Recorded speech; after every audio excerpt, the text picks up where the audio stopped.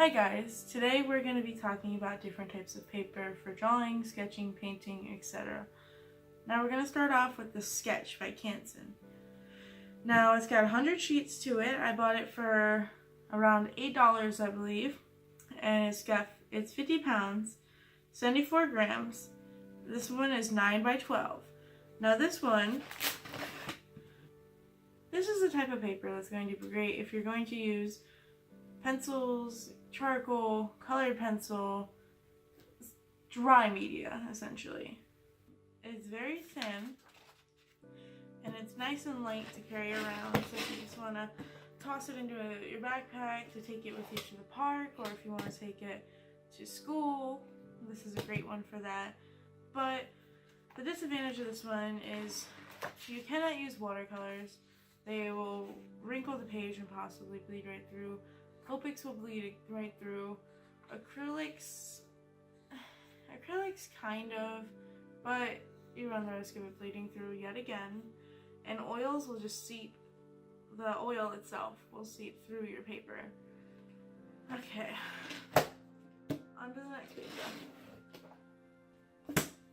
Now this is another paper that is meant for dry media. It's drawing paper, so as you can tell, it's meant for drawing. Now, you can get away with using some inks in here, as I have in this picture. This picture is made up of Copics, colored pencils, and some paint pen. Now, it did bleed through very badly, and I did have another page in between, so it wouldn't seep onto the next page. But it didn't eat up my markers, and it just felt nice to use them on it. And this one is usually meant for pencil, charcoal, colored pencil yet again, but I think you can get away with using some inks on it in very little amounts.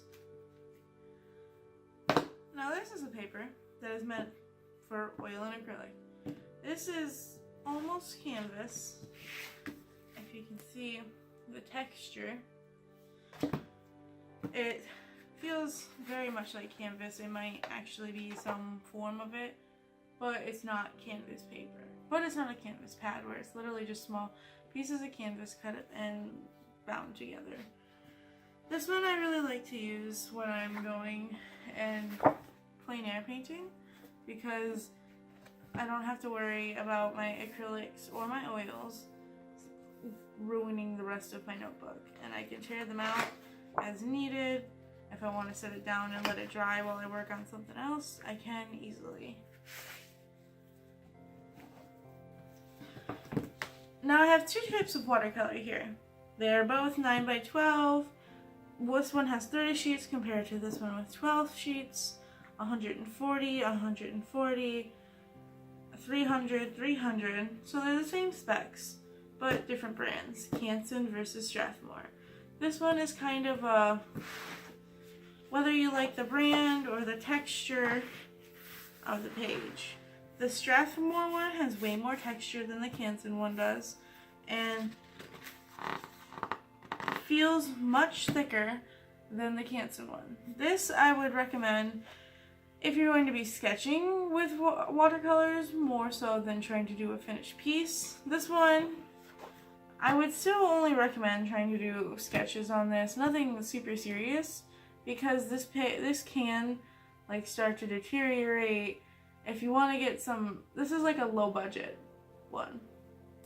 If you want to get a really good paper, I would suggest like Fabriano or Arches watercolor paper, but these are really good if you just want something to mess around in. They are both around $10 to buy. But this one, you get almost 3 times the sheets than this one. But it's really just whether or not you like the texture.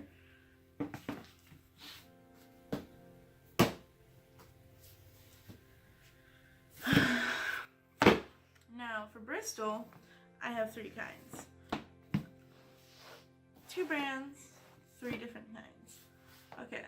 So for Strathmore, we'll talk about this one first. It's Bristol Vellum Surface. So it's going to be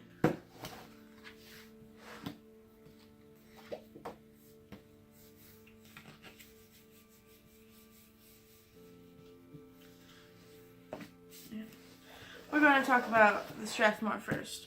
This is Bristol Vellum Surface. So it's going to be it's going to be rougher than the smooth that some brands offer. Now this I got for $10.49. I left the sticker on apparently.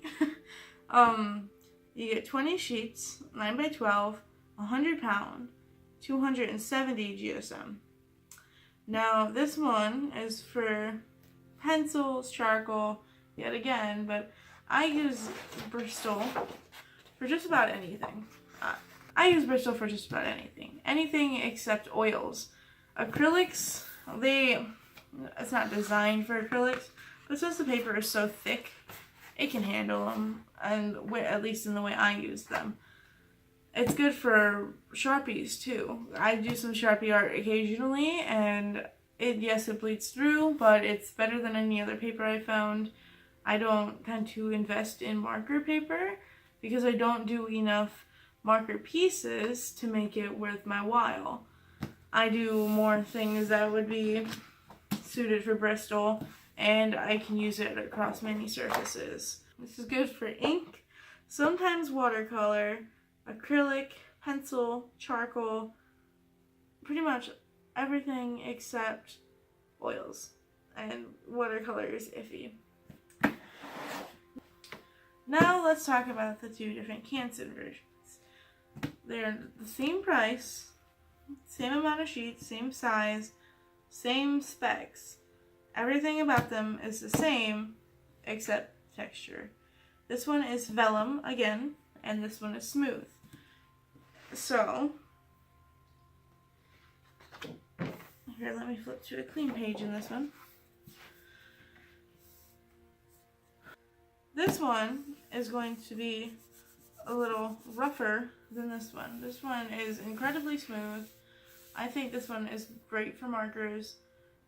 Pencil, I'm not a fan of using super smooth surfaces for my pencil. I feel that it's going to smear and I worry about that, so I tend just to use markers on this and like inks, as in like the bottles or stuff like that. But yeah. Now, there are so many different types of papers out there that can be good for most of your projects. These are just low budget ones, or not low budget, but budget friendly if you can get them on sale or if you buy them at the right store. Some online, sometimes you can get the stuff cheaper, but I personally like going into the actual art store and exploring and finding what new products are there. But keep in mind, if you try something, like if you've never tried watercolor and you try to use this sketch paper, you might hate them because you're just using the wrong paper. It'll warp, it'll bleed through, it won't get you the textures you want, or it won't come out looking the way you want.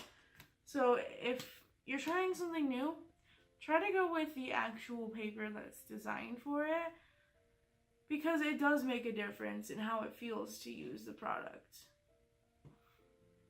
I guess that's all I have for you today. Thank you so much for watching this video on different types of paper. Bye!